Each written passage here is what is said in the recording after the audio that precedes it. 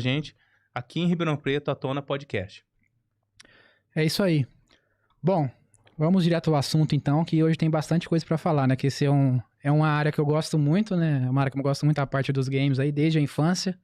Bastante presente na minha vida, por influência do meu pai também. Depois eu vou comentar um pouco sobre isso. Mas antes de tudo, né? Falando de infância, eu queria saber se vocês são daqui mesmo da região. Primeiro, o Murilo. Você adiantou já, você é de Porto Ferreira, né? Murilo, é de Ribeirão mesmo? Nascido e criado? Nascido em Ribeirão, depois uma curta temporada em Cuiabá, Mato Grosso. Nossa, diferente. Meu pai trabalhava numa empresa aqui em Ribeirão, ele foi transferido pra lá, e aí todo mundo vai junto. A minha irmã a gente foi pra lá e minha irmã tinha 40 dias, cara. Nossa. Isso nos longínquos 85, né? Então a gente foi morar lá, em 85, Cuiabá não era o que era hoje, né? Por mais que ela fosse capital do estado, era, sabe, um descampadão, né? E a gente foi morar lá que eu conheci os videogames, né? Depois a gente voltou pra cá, pra Ribeirão, e aí eu tô até agora. Você tá falando porque isso, eu tenho familiar em Porto Ferreira também. Olha que coincidência, veio ele de Porto Ferreira, eu tenho família em Porto Ferreira, mas sou daqui, cara, sou nascido, criado lá e o restinho aqui. Legal. E você, Christopher, de Porto Ferreira, nascido lá? Nasci em Porto Ferreira, em 94, também tive um período fora da cidade, morei 4, 5 anos no Rio Grande do Sul, em Canoas, aí conheci um pouco ali também da Serra, em Dois Irmãos, uma cidade bem tranquilinha, assim, gostosa. Trabalhei lá na área de tecnologia também. Também tive um período trabalhando na área de marketing de lá. Lá foi o único lugar que eu sofri um pouco de bullying por causa da porta. O pessoal falando, não é porque você puxa o R. Eu falei, cara, tá falando errado. É meu gênio. Eu não falo que vocês falam bah. Então deixa o meu porta. Poxa. A minha irmã pegou 2 sotaques. Ela pegou o sotaque daqui e o sotaque cuiabano. Então ela mistura os dois. E como que é o sotaque cuiabano? Como é que eles falam? Tchau, por Deus, que não sei. Ela falava essas gírias dele, ela fala até hoje, mais ou menos. Nossa. Interessante. Ninguém sabe de onde ela é. Misturou tudo. Ela mistura tudo, Tem gente que pega mais fácil mesmo essas coisas, né? Eu até, por exemplo, um tempo atrás, muitos anos atrás, uns 10 anos atrás, fui pra Bahia, né? Passei uns dias lá. Cara, eu voltei falando um monte de gíria de lá. Eu sou um desses aí. Se eu ficar um mês no lugar, eu tô falando igual o povo lá. Ela ainda manda uns guri. Ô, guri, o que você tá fazendo? Fique guri, velho. Você tá aqui, Ninguém tá entendendo. Ainda mais aqui, né? Que não tem, assim, tanta gente de outras regiões, assim, com sotaque tão característico, né? Como em São Paulo, por exemplo, tem muita gente de tudo quanto é lado, né? Nossa, é verdade. Então já estão mais familiarizados com pessoas falando diferente e tal. Agora aqui não, né? Então chama atenção mesmo, né? Curioso isso. E com relação aos games, você disse, né? Desde a infância, tá presente na sua vida, por influência de alguém, como que foi isso? Cara, eu lembro que a gente tinha um telejogo, famoso telejogo, que é aquele jogo em Pong, né? Em casa, mas nunca funcionava direito.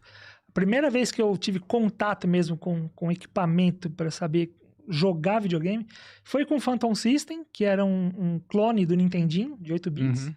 Ali eu conheci Mario, né, comecei a jogar, mas o amor à primeira vista, assim, o imprinting que deu foi com o Mega Drive. Isso aí eu tô falando de 92, mais ou menos.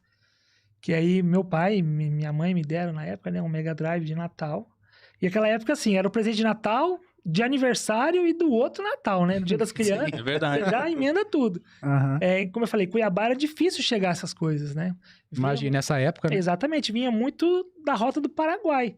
Então, ou você tinha um Nintendinho que já não vendia aqui tanto no Brasil. Se você não trouxesse o Paraguai, você tinha acesso aos da Sega, que era feito pela Tectoy. Então, eu tive esse Mega Drive. E aí, eu conheci o tal do Sonic. E aí, eu sou apaixonado no Sonic até hoje. É o meu personagem favorito. Não sei se vai entrar na pauta, mas já Seu mascote favorito dos games. Eu tenho tatuagem do Mario, do Luigi, mas eu tenho um Sonic muito grande na perna, que é o meu xodó. E aí, cara, depois disso, eu fiquei muito tempo com o Mega Drive e fiquei um hiato de praticamente uns 15 anos sem jogar videogame. Mas sempre nutrindo essa paixão. Foi quando a gente voltou de Cuiabá para Ribeirão. Eu joguei muita coisa em computador, que a gente tinha computador em casa. Mas eu não, sabe, não é que eu não considero quem joga no computador gamer. O cara é gamer, né?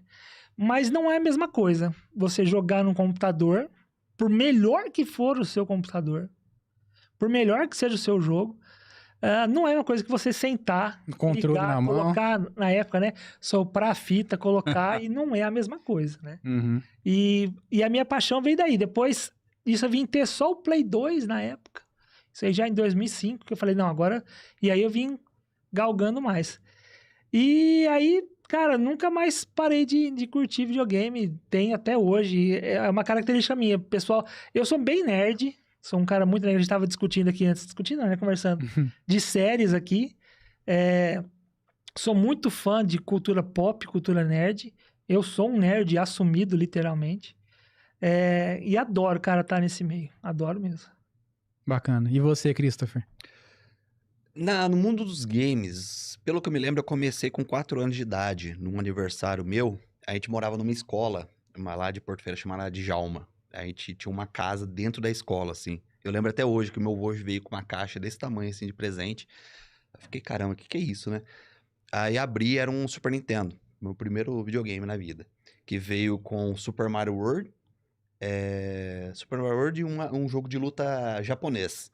E meu avô entende das coisas, que ele já me deu um Super Nintendo desbloqueado. Nossa, Então, à frente do tempo, hein? à frente do tempo. Então, comecei jogando com isso. Aí, passando uns 2 anos, o meu pai começou numa febre dos computadores. Aí, meu pai comprava computador, ele tinha um amigo dele chamado Donizete.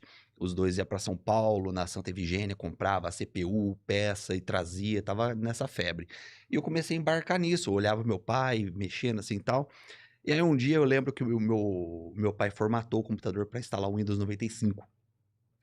Eu olhando assim, meu pai fazendo disquete de boot, fazendo tudo certinho. Aí eu esperei meu pai ir trabalhar no fórum, né? Aí eu falei, caramba, eu consigo fazer isso. Aí eu fui lá, né, à noite, assim, fiz o disquete de boot, formatei. Eu formatei. Agora instalar o Windows eu não colocar consegui. de volta. Aí meu pai chegou, ele ficou, né, meio puto, assim. Aí ele falou, ó, vou comprar um computador pra você. Aí ele foi lá e comprou um Magic Computer, que é um Famiclone também, em formato de teclado, que aí você coloca a fita assim em cima do teclado. E ele vinha com a apostila de GBasic, que era a linguagem de programação, era GBasic e Assembly, que eu usava para desenvolver jogo para Nintendinho. E vinha com uma apostila, aí eu começava a brincar, e assim, eu não sabia ler ainda direito, então eu meio que ralava, olhava o código e tentava copiar, mas começou aí a paixão na parte de games, assim, Mas né? você já começou programando já? Programar é uma palavra forte, assim, mas eu já brincava, assim, de fazer um joguinho da velha, que é coisa mais simples, GB. Mas você imagina, quem dessa molecada que teve contato com isso? Ah, não, é bem... É bem raro, né? É bem raro. Principalmente Basic, que era Sim. Nossa, hoje em dia, quem que sabe mexer em Basic? Assembly. Programador raiz. É. E aí, com o passar do tempo, fui jogando muitos jogos, assim, que hoje em dia, até no meu trabalho, moldam o que eu acredito. Por exemplo, no Super Nintendo mesmo, quando eu joguei Chrono Trigger pela primeira vez, na minha opinião, Chrono Trigger é o melhor jogo de todos os tempos. Se quiser discutir, pode dizer que é o melhor RPG de todos os tempos. Ah, bom. Que, infelizmente, ele é feito pela Square, né? O Dream Team, que se uniu. E o design era feito pelo Akira Toriyama, que faleceu mês passado, né? E é incrível aquele jogo, assim, questão de mecânica pro tempo, música, gráficos, história. É um dos poucos jogos que tem a teoria da viagem no tempo correta. É bem feita, é difícil, tem hein? furo. Ainda mais hoje em dia com tanta história aí, capenga com isso daí. E assim, foi a partir dali. Aí eu conheci... Demorou muito, porque eu nunca tive um console da Sega. Do Super Nintendo, eu fui pro computador, aí tinha o Nintendinho, aí eu fui pro um Play 1, né? E demorou muito pra eu ter o contato com o Sonic. E quando eu tive o contato com o Sonic, eu já era meio que, assim, adolescente, já entendia das coisas. E eu digo uma coisa, o Sonic tem o melhor level design de jogo de plataforma que eu já vi. Sem Principalmente dúvida. o Sonic 2 e o Sonic 3. Que é um level design totalmente inteligente, que qualquer rota de cima, do meio, de baixo, você vai para um caminho diferente na mesma fase. É incrível, é muito à frente do tempo aquele jogo. Enfim, aí foi assim que eu entrei nesse mundo. Foi aí. até